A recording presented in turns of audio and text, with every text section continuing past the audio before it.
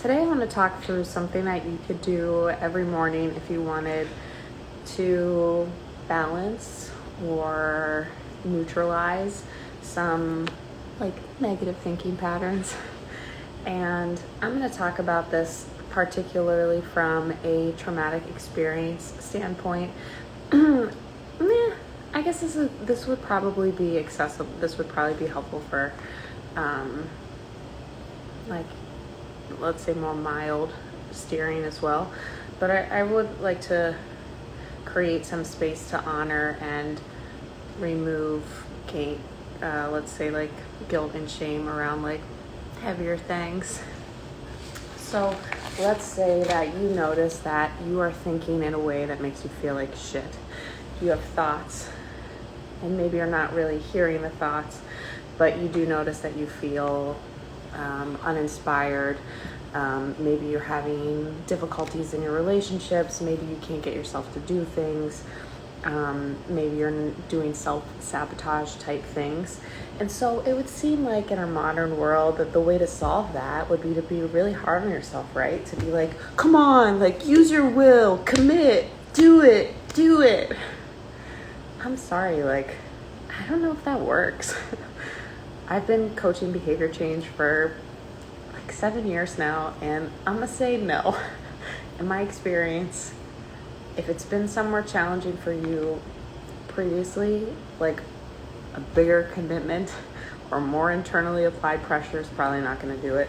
So what can you do? Oh my God, this is so fun. You can be nice to yourself. I know.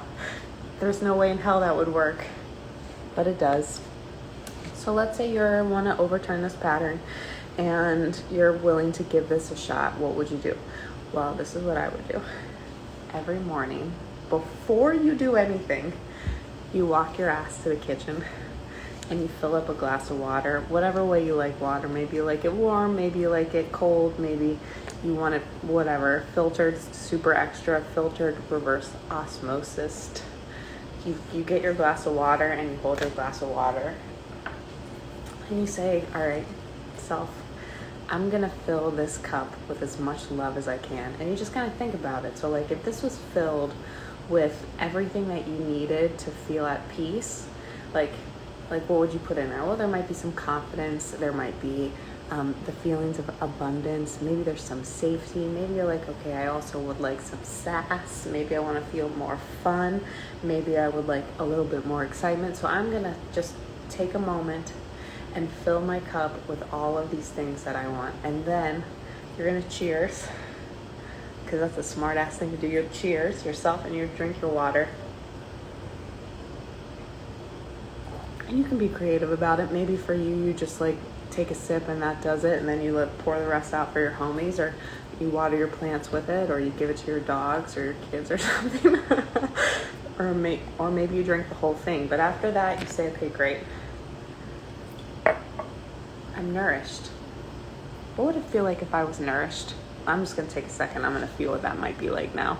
And you could give yourself 2 breaths. It doesn't have to be long.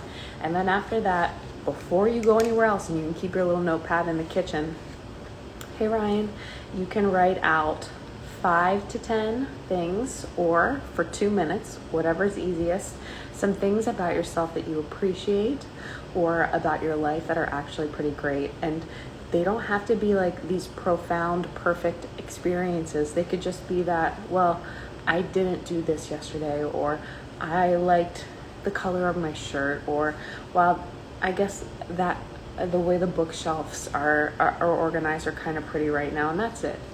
And then after that, you do maybe another cheers, or maybe you do a quick turnaround or something, and you just say stick the landing, and then go into your day. That small practice, no shit, is enough to start to move patterns that you're stuck in of negative thinking. If you really wanted to rev it up, you could do it at every meal, or you could just mornings and nights. That's enough. That alone brings the possibility that things could be different onto your radar in a way that you believe that they might be. And so that downward, I always think of the plane, if we're focused on what we need to fix or how we can get somewhere else that's different, the nose of our plane is pointed down, and this is like the spiral experience where everything starts to go wrong and we feel terrible. We don't know if we're ever going to get out, and oh my god, like this is bad too, and I feel so bad about that, and how could I have let that happen? So your nose is down, and you know that because your mood is down. What we're doing is starting to lift the nose just a little, and from there you can see things, and it's like, wow, maybe there's hope out there. Maybe it's not so bad. And then the day happens and your nose gets pulled down, but you remember, you saw from up top that maybe it's not so bad, and so naturally your body will just, your mind, everything will start to like look up more.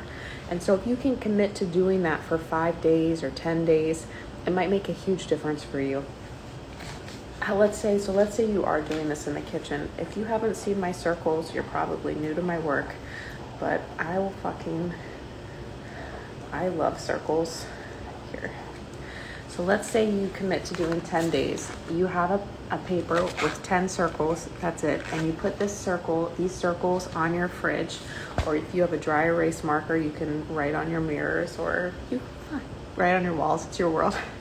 And every morning when you do your routine, you cross your box. Okay, I did it today. Oh, I didn't do today. So I didn't. That's okay. That's all right. If you miss it, that's okay. You might forget. And you know what? Sometimes you might be like, fuck it, I don't want to. And that's okay too. And so this one, you'll just put like a dash, like a dash. There's no pain or there's nothing wrong with it. It's just feedback. You just didn't do it. That's okay. So you just put a dash, and the next day maybe you feel like doing it again. So you do it and you put your check. And the next day you're like, I kind of feel like doing it. I'm going to do it. Oh, I forgot. I did it. Okay. This is it. This is it. No shit. I've been in this work for a minute. If you don't believe me, try. And maybe this won't work for you. I don't know.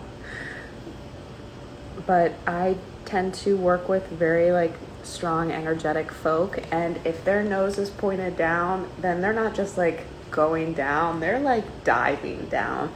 But conversely, and on the upside, quite literally, if the nose is pointed up, then everything's going up. And all you have to do is let it be okay that your nose was down. It's okay. It's okay. It happens. And you know what? It's probably a really beautiful experience that you'll feel rewarded by later.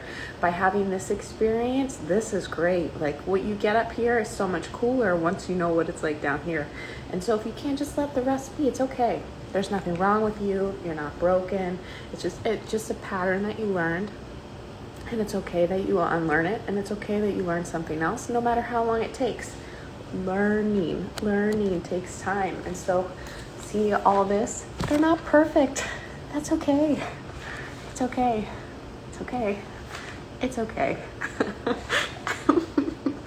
What I kind of want to do is just get "it's okay" backwards tattooed across my chest.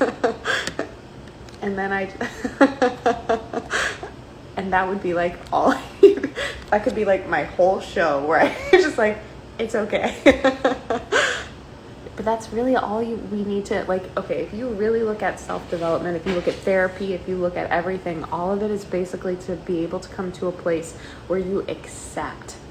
It's okay. It's okay. It doesn't mean you have to understand it. It doesn't mean that you have to fix it. It doesn't mean you have to explain it to anybody else. It doesn't mean that you have to be embarrassed by it. It just is. It was.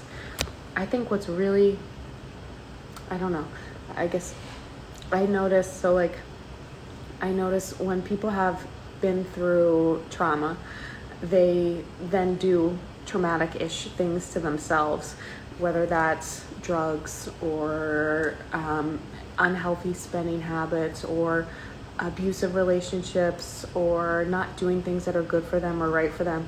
They do these things in response to pain that they felt. So they do these things and they think this is who they are, but they're not. There was just pain that was moving them. It's okay. And that's why whenever you start to change your patterns, you get like really fixated on these, because it's like, oh, people are going to remember I was this or that I did that. And it's okay. It doesn't matter. It's okay. And it takes time to kind of like undo these responses, because you did it in these patterns developed as a way for you to kind of like survive at a psyche level where it was like the pain was too much, or I don't know what it's like to feel good. And so if you just kind of do it. It's like if somebody grew up and they saw every day that someone took a spoonful of water and put it on the floor without explanation, they would continue to do that. They would just do it. They would do it because they saw it be done. If someone has hurt you at an emotional level as a child by not being present to you or for you, that's the same thing. Like, you're like, oh, that's how I feel. That's how things go. And so you just kind of recreate that. It's not your fault. It's okay. It's okay. As soon as you notice that that's happening, the first thing you can say is like, it's okay. But then you can say like, that's not who I am. That's just something I learned to do. And I'm not this. I'm not this. I'm something else. And I'm going to relax and practice trying different patterns to see if any of them feel good, because maybe it's okay if I feel good. I don't know what that would be like. I don't know what it will be like to live in a place where I felt kind of excited or I had energy, but I hear other people say that that's how they feel, and maybe that's how I can feel too if I learned a new way. So if you're just joining, I'm going to wrap up. What I talked about today was one very simple routine you can plug into your morning to start to overturn the momentum of negative patterns, and it's very simple. The first step, and I'll put together an infographic perhaps for this and share it. The first step is to fill up a glass of water in the morning, and then to very symbolically or ceremoniously fill it. So you're gonna just, when you fill it with water, you're just gonna hold it for a second before you drink it, and you're gonna imagine that this is everything that you need to nourish yourself. Almost like an elixir, a very special potions and stuff or whatever that's gonna help you soothe whatever the discomfort, the deep discomfort, the original pain that you're feeling is within. And so you'll imbue your water, you'll cheers. You can cheers me if you want. And then you drink it as much or as little as you want, and then you imagine that it nourished you. So you filled it up with stuff, now you put it in and you see that it's doing that, like, all right, this is gonna fill me with love. And then you write for 2 minutes or for 5 to 10 sentences, whatever easiest for you, things that you appreciate about yourself or your life or that you like. And then you go on your day, and that's it. And if your nose goes down later, that's okay. That's all right. You could do this routine at night before bed. You could do it with lunch or dinner. You could do it just as a pick-me-up in the afternoon, or you could just do it only in the mornings. But it's enough to start to lift the nose of your plane up. You can track it. I recommend trying to do it for 10 days or 5 or 10 days, whatever feels more comfortable. And when you do it, first you put a piece of paper or write somewhere your 10 circles, and as you move through the week, you put X's on the days that you do it, and you put dashes on the days that you miss. And on when you have a dash day, you say it's okay. I didn't do it that day, didn't fucking want to, didn't care, didn't remember, it doesn't matter. I show up and I try again. Oh, missed. Oh, missed. Oh, missed. That's okay. It's a new pattern. I'm learning a new way of being. I'm learning a new thing. It's not going to turn around overnight, but this is enough to start to turn that, to slow the momentum. So that's all I have for today. I heard with someone who shared feedback with me very gratefully that there is a lag time between when I ask a question and when you guys can respond. So I'm going to ask my question and then I'm going to chill for a sec. And then if nobody says anything, then I'm going to end it. Or if nobody says anything, then I could see.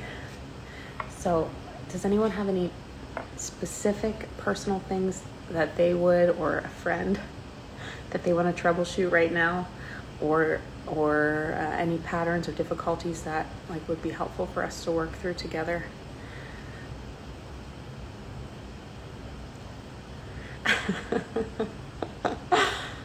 Okay, great. I am no longer pushing the patreon.com channel, although I will continue. There's a ton of content there that's really easy and accessible. I've also been doing a better job at putting things on. Oh, actually, that's great. Let's do that. So I don't know if you pay attention to what I do or not, but for a while, as part of my what is reality discovery, who is Shaylee, what are things, I stopped doing everything.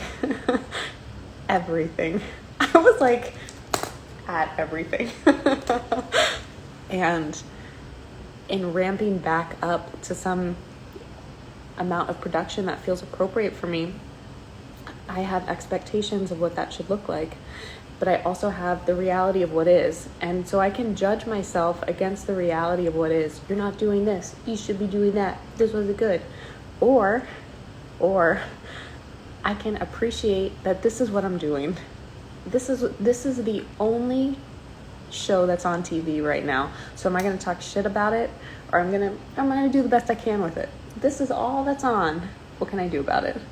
Well, I guess I could look for things that felt comfortable, because the only reason that I think it's wrong is because I think it's wrong. What if it's perfect? What if it's unfolding right on time? Thanks, Jason. Thanks, David. Yeah, it's incredible how much easier and more comfortable life becomes, and how it is absolutely natural to want to produce and want to do your best whenever you stop being a pain in your own ass.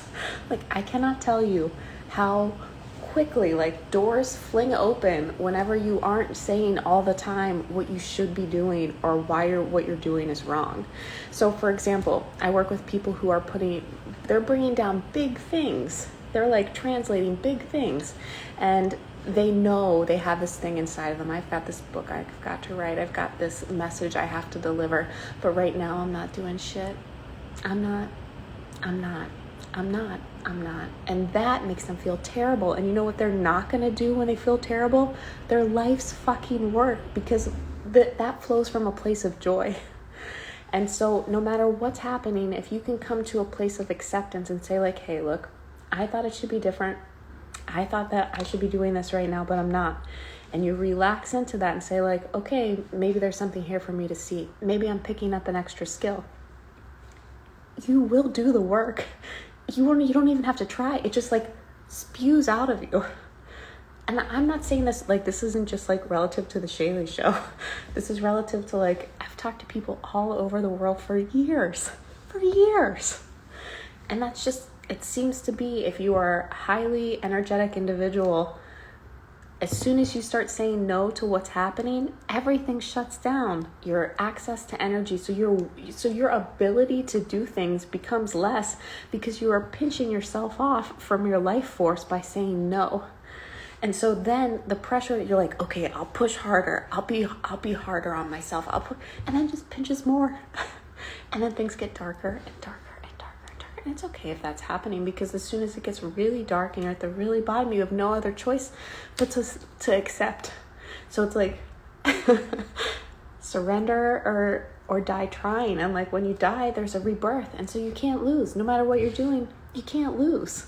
So even there, if you're being really hard on yourself and then you're being hard on yourself about being hard on yourself, you don't have to. It's okay. If you don't do anything long enough, if you are hard enough on yourself long enough, eventually you'll stop, as long as you don't judge that you're doing it.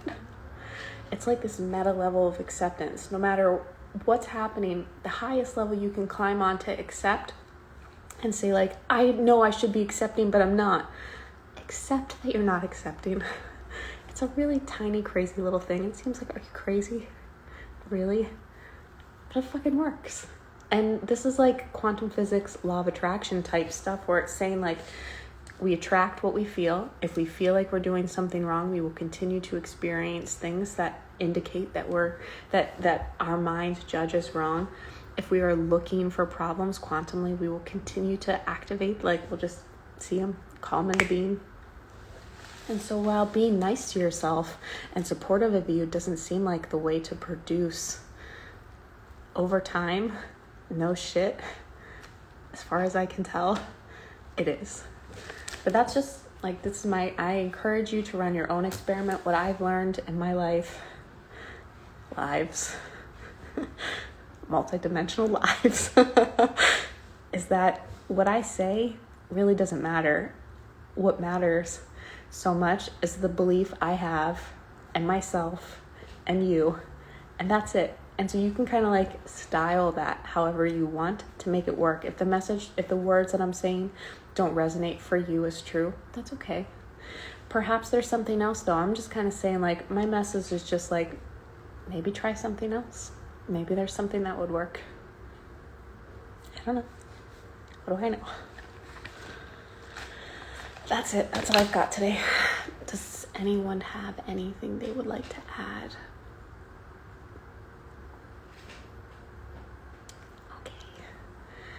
Like I said, I've been putting these on YouTube, youtube.com/The Shaylee Show, and I've also been a little bit more active on Facebook. I'm super open to feedback about what's relevant, easier, effective, like helpful, preferred to you. So please send messages. I also love when I get messages from people that are like, hey, I tried that thing you said and it worked. Or, hey, because you did that, this worked. So if you ever experience anything like that, send it to me. It lights me up. I also, because I got this idea dropped in, restyled my Venmo account to the presentation tip jar. And so should you ever be inspired to to leave a tip for the information that you get here, you can. But otherwise, it's just this is just me being me, and I am honored and grateful to have you in the audience and to share your lives and your stories with me, and for just to witness you doing your thing. It's a gift. Okay. Take care, peeps.